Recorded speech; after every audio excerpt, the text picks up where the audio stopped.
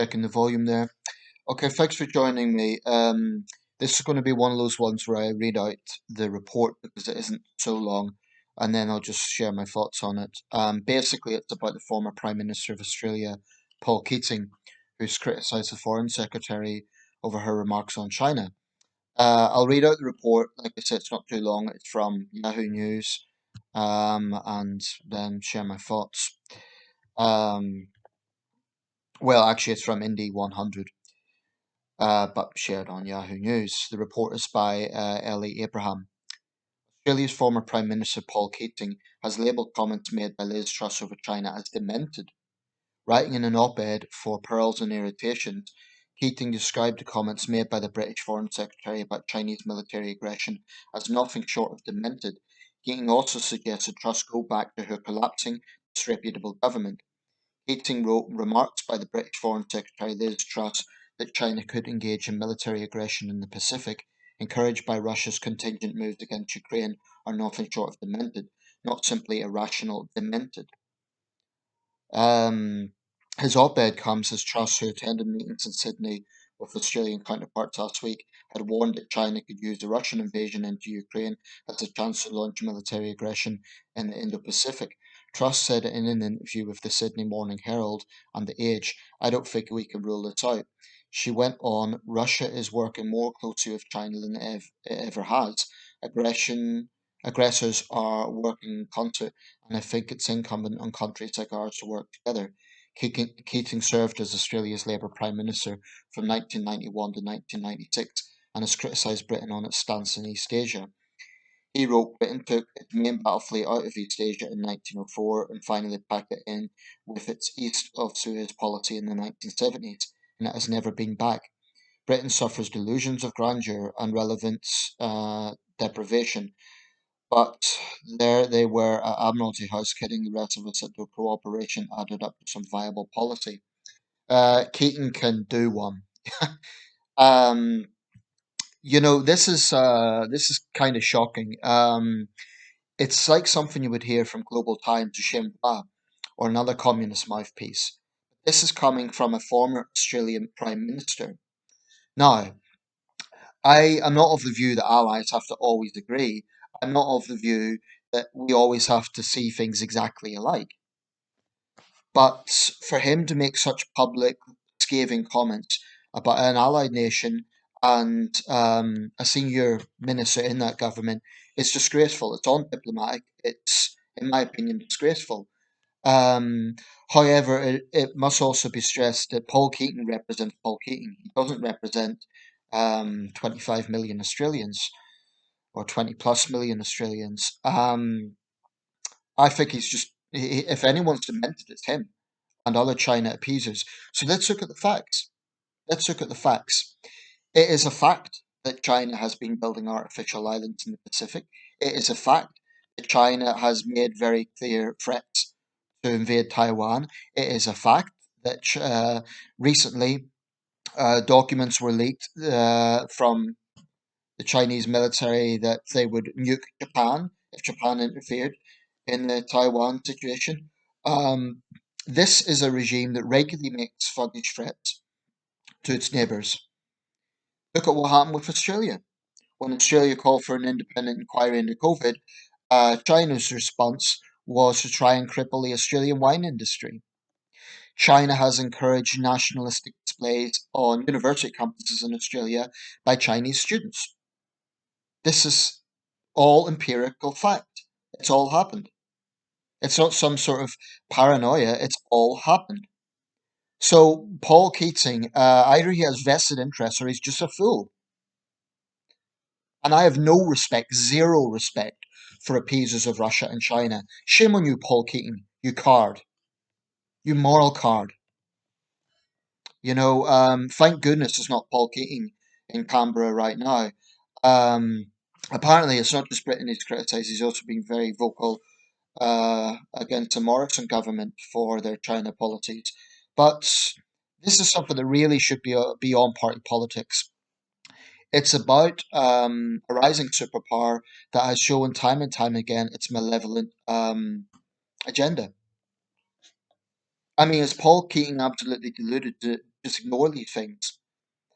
So even if he disagrees with Liz Truss that China is going to use what's going on with Russia, I actually don't think China will do anything right now because it will want to get the Olympics out of the way. So practically, I'm not sure that Liz Truss is right about that happening right now. She is right, though, that Moscow and Beijing have been very close in recent years.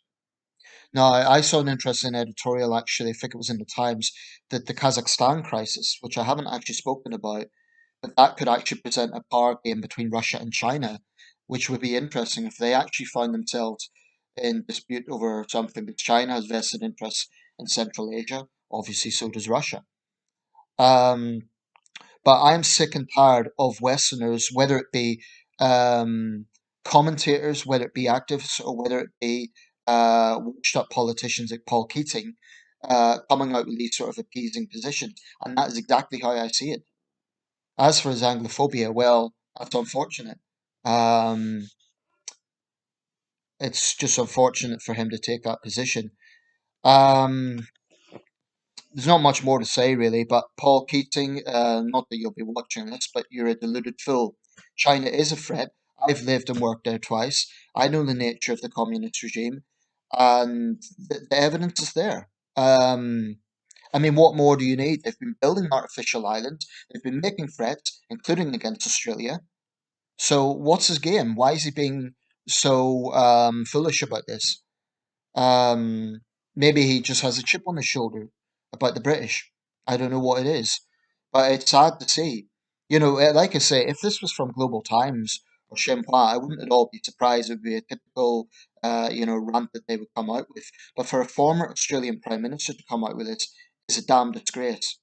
Um, I suppose he's entitled to his opinion. It's just happened to be a very foolish and, in my view, appeasing opinion. And yes, moral cowardice. I believe it is moral cowardice to back a tyranny, because inevitably what that means is if you're backing the tyranny, you are going against those they oppress. So that is moral cowardice.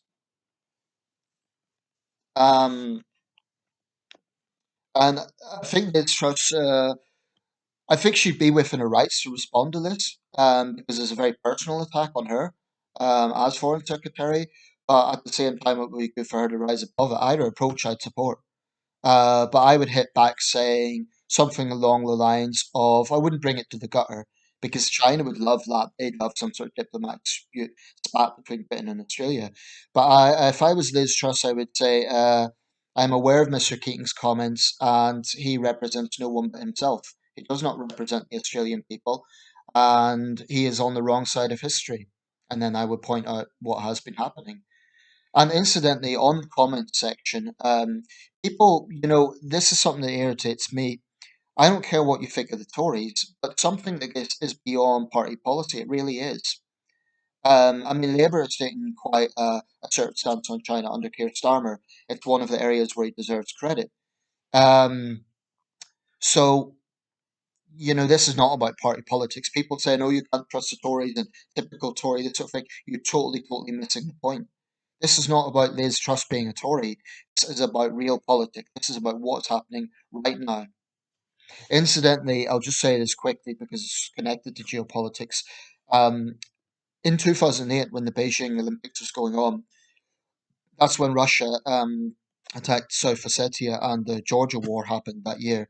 That was almost exactly coinciding with the opening of the Beijing Summer Olympics of 2008. So there's some echoes of what's going on now. I don't know if Russia's going to attack in February when the Beijing Winter Olympics opens, but that would be history repeating itself. Um, but yeah, I saw RT come out with its usual nonsense because there has been evacuations of embassies and British and American personnel. Well, it makes sense. I mean, there will be some who say that the West has provoked this by NATO expansionism. Now, whether or not that's the right policy, it doesn't change the fact that Ukraine is a sovereign country. That's the bottom line. It's a sovereign country. Um, should Ukraine be a NATO member? I don't know. But even if you take that out, even if the US hasn't been encouraging that, then the fact of the matter is Russia has still been threatening its smaller neighbor. So I don't really go along with this idea that, oh, well, the West has provoked this because of NATO expansionism.